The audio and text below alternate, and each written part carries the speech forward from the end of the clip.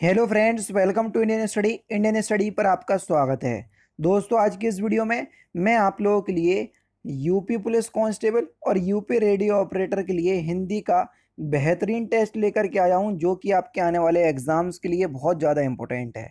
और मैंने आपको बता दिया कि यूपी रेडियो ऑपरेटर का एग्ज़ाम कब तक होने की संभावना है। इससे पहले वाली वीडियो में मैंने आपको बहुत अच्छे से एक्सप्लेन कर दिया। और हाइब्रिड पद्धति पर आपकी जो परीक्षा है जो आयोजित की जाएगी यूपी रेडियो ऑपरेटर की, हाइब्रिड टेक्नोलॉजी होती क्या है वो भी मैंने आपको बता दिया कि एग्ज़ाम्स में हाइब्रिड एग्ज़ाम कैसा होगा, है ना। तो टाइम को ना वेस्ट करते हुए हम पहले क्वेश्चंस की तरफ बढ़ते हैं कि संघ की राजभाषा हिंदी और लिपि देवनागरी होगी। ये भारत के संविधान के किस अनुच्छेद में वर्णित है? जल्दी से बताइए, कौन से आर्टिकल में वर्णित है? तो यहाँ पर जो आपका सही आंसर हो जाएगा वह हो जाएगा आपका अनुच्छेद 343। दूसरा ऑप्शन से यहाँ पर आपका बिल्कुल करेक्ट। औलाद किस भाषा का शब्द है? आराम से आप लोग बता सकते हो कि औलाद किस भाषा का शब्द है। अगर हम बात करें सर औलाद की, कि औलाद किस भाषा का शब्द है, तो औलाद जो है ये अरबी भाषा का शब्द है। पहला ही ऑप्शन से यहाँ पर आपका बिल्कुल करेक्ट। कौन सा सर? पहला ऑप्शन करेक्ट। अति प्लस उक्ति शब्दों की संधि करने पर शब्द बनेगा कौन सा?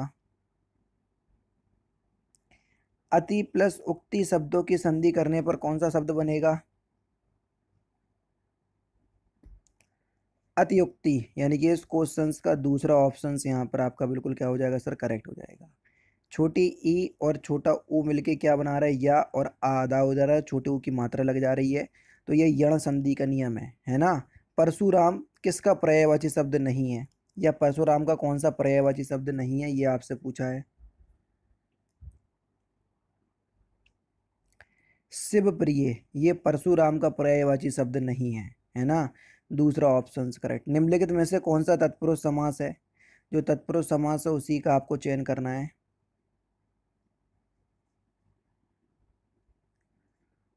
पदगत, पदगत जो है ये एक तत्पुरुष समास का उदाहरण है।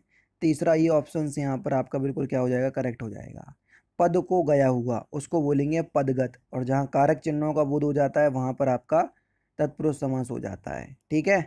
और भैया मैं आपसे हर वीडियो में बोलता हूँ कि यार वीडियो अगर आपको अच्छी लगे तो 100 लाइक का टारगेट देता हूँ, तो कम से कम इसको ज़रूर से कंप्लीट कीजिएगा। खटोला शब्द में कौन सा प्रत्यय है? ये आपसे पूछा गया है क्वेश्चन नंबर 6। तो खटोला शब्द में कौन सा प्रत्यय है? तो यहाँ पर सही आंसर हो जाएगा आपका ओला प्रत्यय। तीसरा ऑप्शन करेक्ट, तीसरा ऑप्शन बिल्कुल करेक्ट हो जाएगा। कौन सा सर्वनाम का एक प्रकार नहीं है? तो गुणवाचक आप विशेषण में पढ़ेंगे, सर्वनाम में नहीं, है ना। तो गुणवाचक जो है वो विशेषण का प्रकार होता है, ना कि सर्वनाम का। किसी मुद्दे पर लेख लिखने में उस ताजी घटना का उल्लेख करना जिसके कारण वह मुद्दा चर्चा में आया हो क्या कहलाता है? तो उसको हम क्या कहते हैं? उसको हम न्यूज पैक कहते हैं। चौथा ऑप्शन करेक्ट। बेभाषा किसे कहते हैं? ये आपसे पूछा गया है। बढ़िया क्वेश्चन, जल्दी से बताओ। बेभाषा, तो जो हिंदी क्षेत्र की प्रमुख बोलियां होती हैं उनको हम बेभाषा कहते हैं, जैसे ब्रजभाषा, खड़ी बोली, अवधि, ये सभी बेभाषा हैं। निम्नलिखित में से कौन सा शब्द तद्भव है? तद्भव नहीं है, सॉरी माफ़ कीजिएगा। जो तद्भव नहीं है उसी का आपको चयन करना है।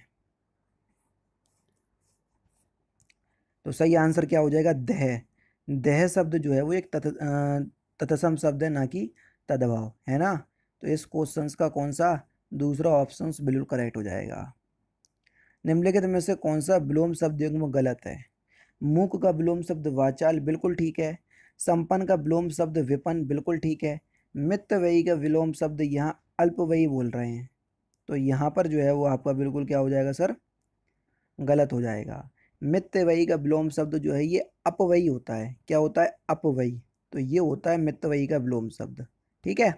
नेक्स्ट क्वेश्चन, किस वाक्य में विराम चिन्ह संबंधी विसंगति है? यानी कि जिस जिस वाक्य में विराम चिन्ह का गलत प्रयोग हुआ है वो आपको बताना है क्वेश्चन नंबर 19 में। तो सही आंसर क्या हो जाएगा? सूर्यकांत त्रिपाठी निराला। देखो निराला शब्द में ये चिन्ह लगा हुआ है, उद्धरण चिन्ह। हालांकि इनका नाम जो है वो सूर्यकांत त्रिपाठी इनका नाम है, लेकिन निराला जो है ये इनका उपनाम है।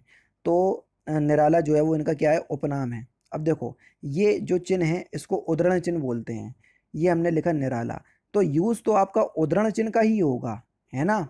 लेकिन यहाँ पर इकहरा उद्धरण चिन्ह आएगा, जो उपनाम होते हैं उसमें इकहरे उद्धरण चिन्ह का प्रयोग करते हैं, और यहाँ पर डबल वाला उद्धरण चिन्ह दिया, इसलिए ये गलत है। बस पहला ऑप्शन करेक्ट, समझ गए।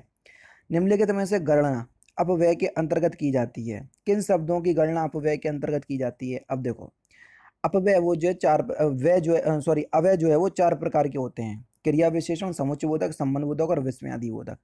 तो आपको पहले ही पता चल जाएगा क्रिया विशेषण शब्दों की गणना जो है वो अव्यय के अंतर्गत की जाती है। निम्नलिखित में से किस रचना को महापंडित की उपाधि से विभूषित किया गया। तो किस रचनाकार को किया गया, तो सही आंसर हो जाएगा राहुल सांस्कृत्यायन, चौथा ऑप्शन यहाँ पर आपका बिल्कुल करेक्ट हो जाएगा। गरल सुधा रिपु करहित मिताई, लोकोक्ति का सही अर्थ क्या है, तो सही आंसर हो जाएगा आपका दो विरोधी स्वभाव वालों का मिलन, तीसरा ऑप्शन करेक्ट। मूल शब्द एवं प्रत्यय की दृष्टि से सही विभाजन नहीं है कौन सा,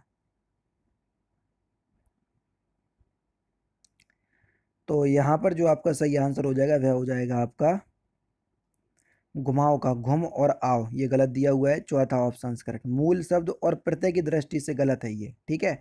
सा उपसर्ग से निर्मित शब्द नहीं है, यानी कि किस शब्द में सा उपसर्ग नहीं है, सीधी सी बात है, ये आपसे पूछा गया है।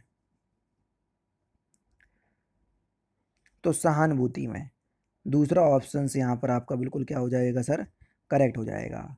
नेक्स्ट क्वेश्चन देखिए, स्वर संधि से निर्मित शब्द कौन सा नहीं है, 25।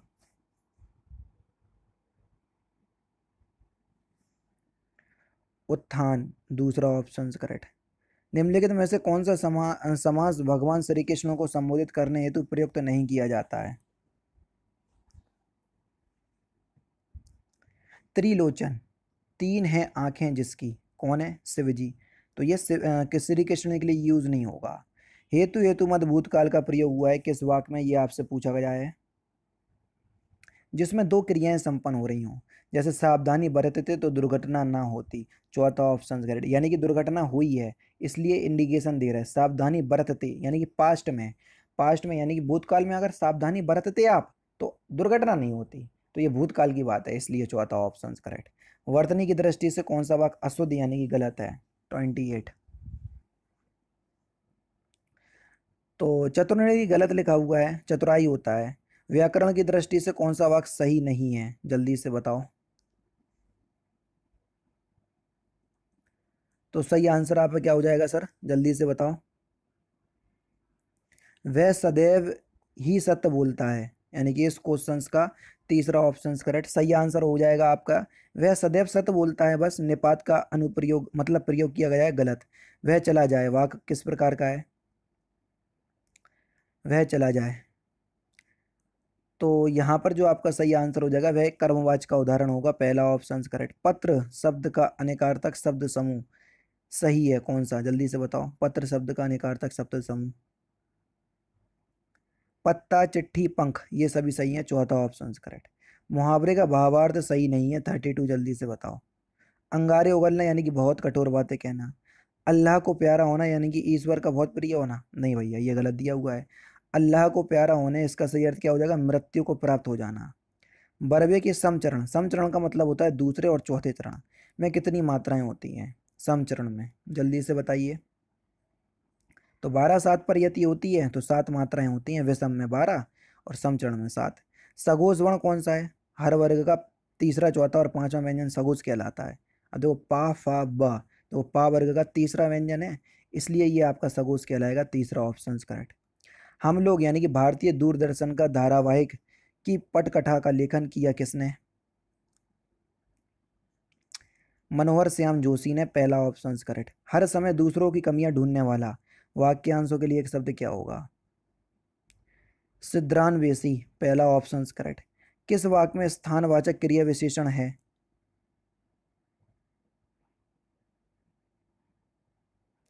आप यहाँ बैठिए, पहला ही ऑप्शन यहाँ पर आपका बिल्कुल करेक्ट। जो क्रिया कर्म का बोध नहीं कराती उसे क्या कहते हैं? तो इस क्वेश्चंस का आंसर आप मुझे कमेंट बॉक्स में बताइएगा। तो दोस्तों ये हैं आपके हिंदी के इंपॉर्टेंट क्वेश्चंस जो कि आपकी आगामी परीक्षाओं के लिए बेहद इंपॉर्टेंट हैं।